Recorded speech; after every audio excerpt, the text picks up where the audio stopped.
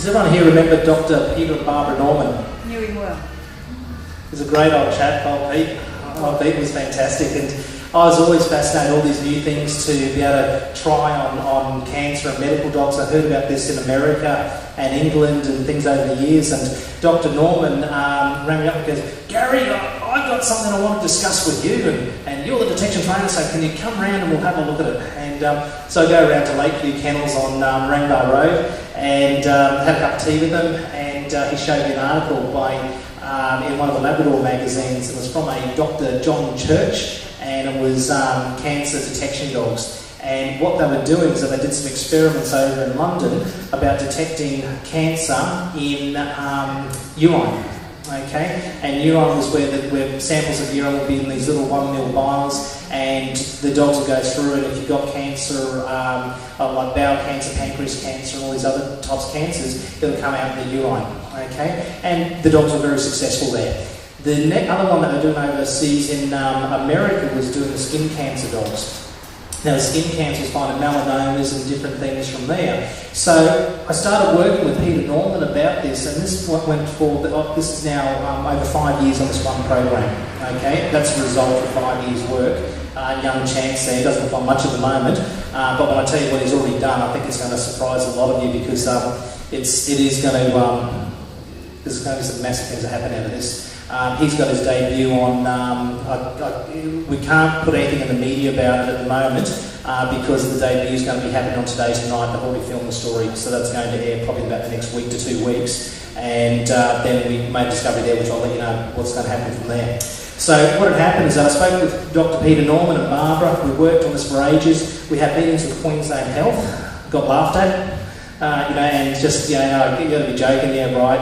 We spoke to the heads of in Queensland Health in the city. We spoke to the people at Redcliffe Hospital. We went to the University of Queensland. Everything to show the detection dogs for cancer, and basically we were fobbed off. Oh yeah, crazy old bit wacko. So that was it. So what we did is that we started working, and before I could start the training, I had to have correct odour to be able to train the dogs on. And I had an idea which is so good and so simple, but before I do, I had to go to London. And what had happened is that Peter and Barbara Norman, in the final days, lived over here, in Archaeology, just over here. And unfortunately, they both passed away. And I continued it. I gave him a promise that I'll continue this. And he did say to me, if I've got one thing I can leave humanity is cancer detection dogs that might save thousands of people around the world. So I gave him my promise, and I'm fulfilling that promise to him. This is all my own research and all my own expense. I've lost count of the amount of money I've spent doing this, but I'll continue, because when you see the bigger picture, my financial status is absolutely irrelevant compared to what can happen, what can come out of this, and this is what I'm excited about. So what had happened is that we saw all the people with the dogs. They then sponsored me to fly to London to meet Dr. John Church, and I did this. Flew to London and got out there and spent a week working with the medical alert dogs. They're doing Addison's disease, they're doing sugar diabetes, which is another interesting one, where when your sugar diabetes start getting low, the dogs will pick up the chemical change in you, and then we'll run and get your medical kit, and then bring it to you, and then start barking and carrying on. Then you check yourself and say, oh, look, my sugar levels are down. But you can't reward the dog straight away, because it takes the dog's mind and just wants a reward. So then they have to check and go, oh, it's down. Then they do their thing, and then all of a sudden the dog gets his reward like 5 minutes later. So the dog had to be taught on a long type of reward.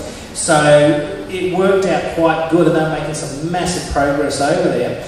And it was such an honour to meet this man. He was one of the visionaries. He's one of the ones that did. Remember the maggot, medical maggots? He was the one that was a partner doing the medical maggots, which was fascinating. I've got so many stories about that. He went through the stuff with training bees. Okay, bees. There's also ones that were rats that were used to detect diseases in villages. Okay, so there's all these things that animals can be used to do things, but he was just focused on the dogs there, and he was such a visionary, and it was such an honour to meet this man. So I got to meet the trainers, went through the whole lot. We went out for lunch in London, and he says, well, how do you propose to do this in Australia? And I said, well, this is what I want to try. No one has done this as far as I know. I want to use sweat. He goes, no one's doing that. And I said, no. And he says, I know the Italians aren't doing it, the Belgians aren't doing it. He says, the people in San Francisco aren't doing it. He says, if you do that, you'll be pioneering this. And I said, yeah, that's right. And I said, I'm going to be doing that. And anyway, we decided that I'll do the sweat. He wants to know how it's all going with it. So then we started the training. Now, what had happened when Chance came along, we decided to try to get a small dog that can do the search work. It's been documented for many, many years that dogs have been detecting cancer in people, in women's breasts and in their legs, where they've got a melanoma spot and the dog starts scratching or constantly licking it there. They'll be constantly nudging or nibbling on their breast and stuff like that. Listen to your dogs. Every cancer that's produced in the human body has an odour, and every odour will come out in the sweat. And if you think, well, that's a bit far-fetched, well, look at garlic. Look at all the things in your diet. Everything comes out in your sweat. But then what type of cancer? So we focused on breast cancer. We were lucky to get some volunteers through Dr. Stevenson at Narangba practice, and spoke to a lovely lady by the name of, I won't say that, I'll keep that private, and we managed to get some samples, but she had breast cancer in her right breast, but her left breast was clear. What we did is that we didn't know how long the patches had to stay on for, so we got her to put a patch on her right breast overnight, and also some control patches on the left breast, on her stomach, on the leg, and all over it. And then we had the 6 patches, so only one of them had was on the breast, had the breast cancer. So what we did then is that we then started going around with all the neighbourhood kids and all friends' kids and that we knew that didn't have cancer, and got them all to wear patches overnight and put them in a bottle. So next thing we had a collection of about 30 patches from children, which were basically cancer-free. Okay, we can't confirm that, but I'd say the chances are very, very remote that anyone has cancer.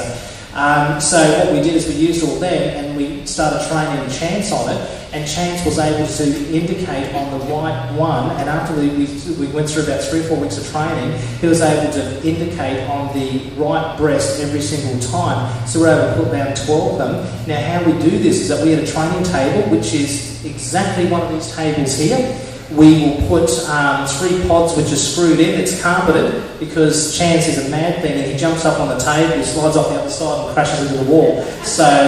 So what we do is that we'll have 4 tables, we'll make a big circle, and we'll put 12 pods, and those pods will all be loaded with items, control or non-control.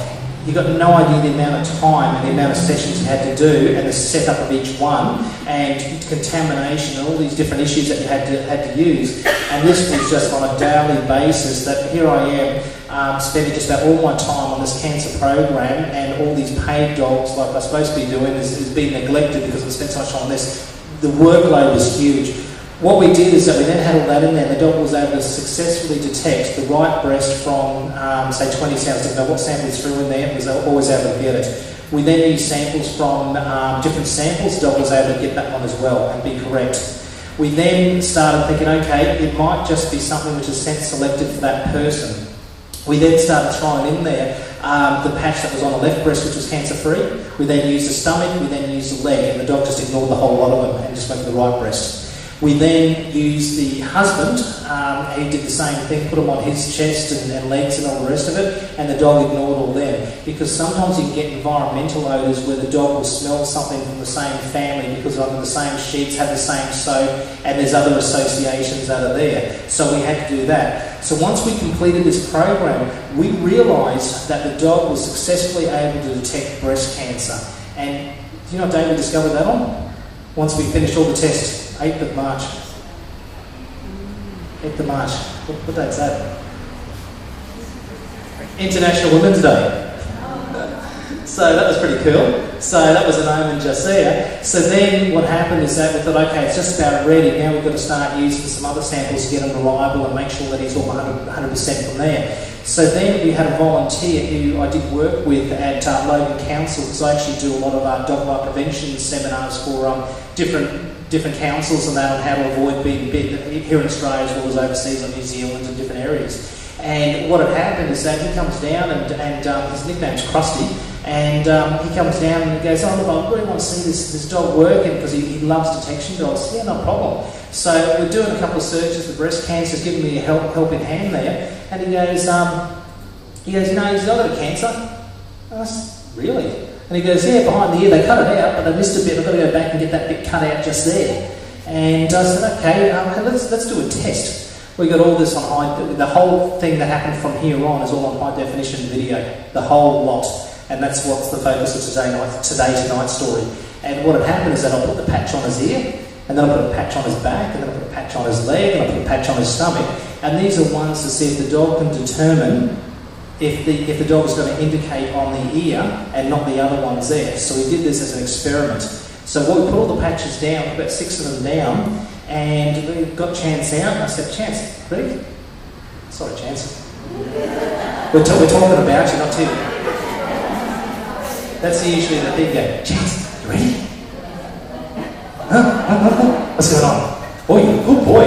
Yeah, okay. So what had happened is that we opened the cage, we let him up on the table there, he went straight around and hit the wrong one. It just went bang and sat. I thought, okay, all right, fine. So then he went round, he went past about another 3 others, ignored them, which were non-cancerous, and then got to the one on the ear, and then sat. I went, great. So I hit the clicker, which is I think goes click click, and then I gave him his food reward. And then I said, Chance, fine. He runs round, he goes back to the one that he indicated on before, and he goes, oh, what's this? Bang, sat. I said, Chance, fine. Well, when I hit the ear. So then we moved them all around. He did this again. He proceeded to hit this one 9 times. So then what had happened is that I thought, okay, and we're looking at it, and Bill's going, which one's that, Gary? And I said, oh, look, I think it's your back. And I think it's your back. And I looked at it and I said, yep, no, it's the one on your lower left back. We got all the voiceover and the ride and everything on there. So you can see all the confusion that happens while we're actually doing the test. And he goes, oh, geez, mate, no, I'll get that checked on Friday. No worries. I said, okay, good. Okay, went through, and the dog kept indicating on that one there, the ear, the back, the ear. We went around the back, the ear. I thought, oh, geez, okay. So then what happened is that he goes to the doctor on Friday. And on the Friday, a couple of days later, and the doctor put the scope on it and found an aggressive melanoma cancer on his back, and it was hidden. And so then the next day he was in there getting it cut out, and he had a big scar on his back, got it all cut out. So saved his life. So he had no idea it was there. And then when he came in, we got that on video with the patch. It showed the patch where I put on there for a control patch, and then it showed the patch in exactly the same spot where the melanoma cancer was cut out. Okay, can't go to any media at the moment. We can talk about it here, but that's going to be the focus on today tonight. And then we got the full report from the doctor to say that the cancer was actually cut out from there. So thank you very much, everyone. It's been a pleasure. Thank you, Gary. I did say he was a very important speaker, correct? So, Gary, one of the interesting things is you mentioned Dr. Peter Norman. We used to have a butcher shop years ago, my husband and I, and of course that's where Peter was the doctor in that particular area, and my children were very small.